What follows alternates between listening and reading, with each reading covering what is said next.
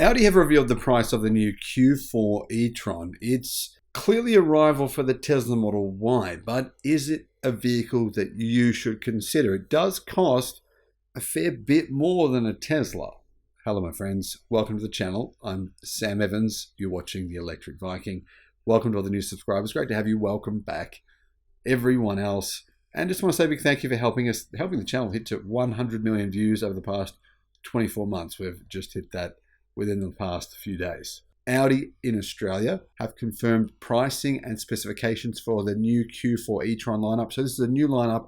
It is a bit better than the older version. The older version of the Audi Q4 E-tron, I just wouldn't have bought one, period. I would never even considered it. It's not even worth a video, to be honest. That's why I don't think I made one. The older Q4 E-tron was just disappointing. This newer version, though, it's quite a bit better. The newer version is what is coming to Australia. The 2024 Q4 E-tron and Q4 Sportback E-tron will be available in a 45 E-tron model and a 55 E-tron model. Pricing starts at 88,300 Australian dollars. To give you some context here, the Tesla Model Y base model is 65,000. So about a $23,000 price increase for the Audi Q4 E-tron. That does mean though, at 88,000 for the base model, it's beneath the luxury car tax threshold for fuel efficient vehicles. It also qualifies for fringe benefits tax. But if you get the more expensive version, it doesn't qualify for this. So the more expensive version of the Audi Q4 E-tron, it's going to cost you a lot more money because you've got to pay luxury car tax, and it doesn't qualify for FBT as well. Unlike most of Audi's range, which tend to be priced below competitors from BMW and Mercedes-Benz, the Q4 E-tron is actually priced at a higher spec than the BMW iX1 at $79,000 that costs, and the Mercedes-Benz EQA, which costs around $82,300. I think BMW is probably offering the best value now, electric vehicles. So between the iX1, the BMW iX1 and the Q4 E-tron, I'd probably say the iX1 is slightly better. Anyhow, Audi's local team boasts the Q4 E-tron's segment-busting interior packaging, says car expert. I don't know what that means. And relatively long driving range as key selling points over rivals. Now, if this were true, I'd eat my hat, because Audi's segment-busting interior packaging is baloney. Don't get me wrong, look, the design is beautiful. I'm a big fan of the design of this car. I prefer Audi vehicles in general versus BMW, Mercedes. I don't know why, I'm just biased to them for some reason. I don't know what it is.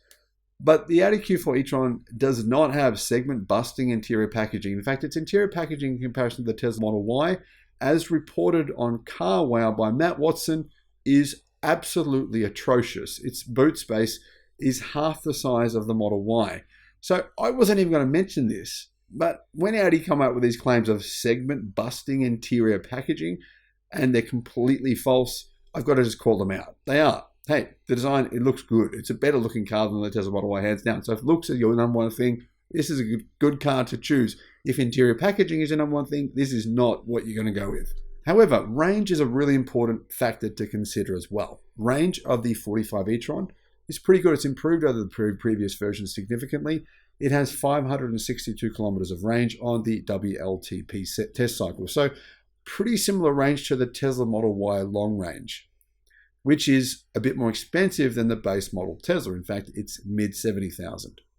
The Q4 and Q4 Sportback 45 E-tron come with a 210 kilowatt, 545 Newton meter electric motor driving the rear wheels.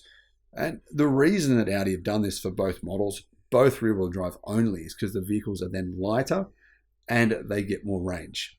It also has a new permanently excited unit. That's what it's called, permanently excited. It's permanently in excitement mode. That was recently introduced as part of a recent rolling update across the MEB brand vehicles. So Volkswagen Group vehicles get it as well, including the ID.4. Audi says it'll do 6.7 seconds from 0 to 62 miles an hour. To give you a comparison once again to what is the most popular EV in Australia, hands down, the Model Y. The base Model Y right now will do about a similar time to that, about 6.7. It's very similar. But there is a more powerful Model Y base model coming. Tesla have upgraded that vehicle in China. So by the end of this year, we'll get that in Australia. Probably by the time this EV comes, the base model Tesla Model Y, which probably stacks up pretty well to the Audi Q4 E-tron, will have that much more powerful motor. So it'll have about 70 to 80 horsepower more than it currently has, meaning it can do 0 to 62 or 0 to 100 kilometers an hour in 5.9 seconds. So they're both pretty quick vehicles. Q4 and Q4 Sportback 55 e-tron Quattro, both much more expensive though. We'll get to the price in a minute. Adds a second motor on the front axle, boosting total power to a surprisingly low 250 kilowatt. It's around about 350 horsepower and 680 newton meters of torque. So 0 to 100 takes 5.4 seconds. Context here, Tesla Model Y long range has two motors and it can do 0 to 62 miles an hour or 0 to 100 kilometers an hour in around 4.8 seconds. All models for Australia get the same battery pack. It's a 77 kilowatt hour lithium ion pack. It's not LFP, not lithium iron phosphate.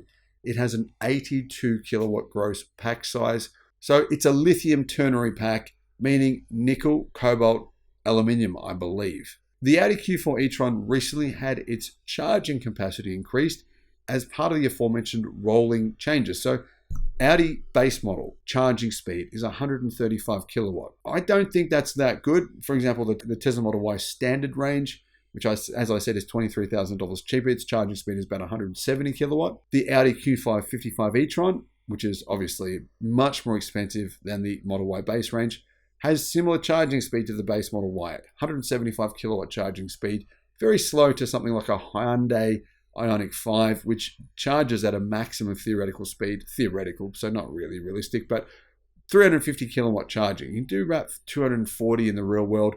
Probably a much better car, to be fair, the Hyundai Ioniq 5, and I think the Tesla Model Y is a better vehicle as well than either of these, but style is definitely different. Luxury and style, that's something that Audi claim they have, that Tesla and Hyundai maybe don't have. Depending on your perception, that's very perception-based, I think, what you call luxury and what you don't.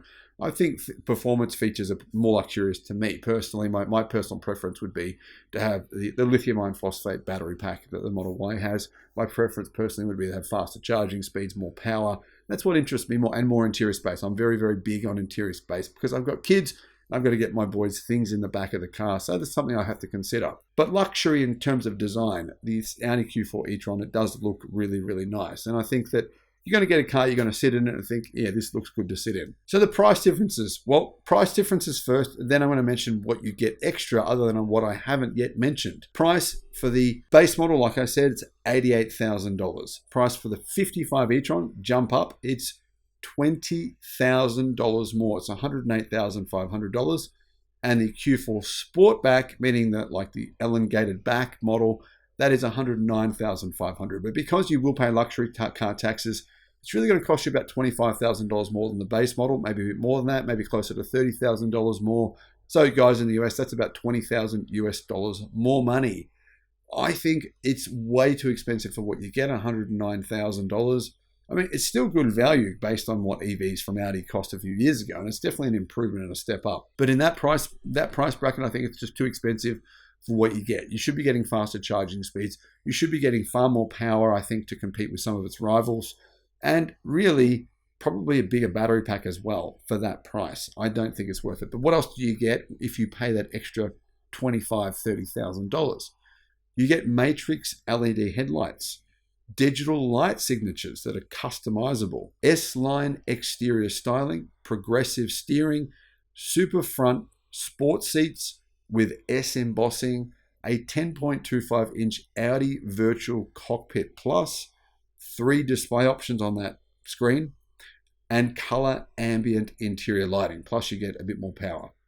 Not really that much more for your 30,000 Australian dollars. I don't think it's worth it. If it was me, if I was going to get one of these models, I'd definitely go for the base model Audi. But in this segment, I'd prefer a car like a Hyundai Ioniq 5 or a Tesla Model Y, both of which have more interior space and much better performance and value for money. But that's me. Not everyone's like me. What are your thoughts? Let me know in the comments. Thank you for watching.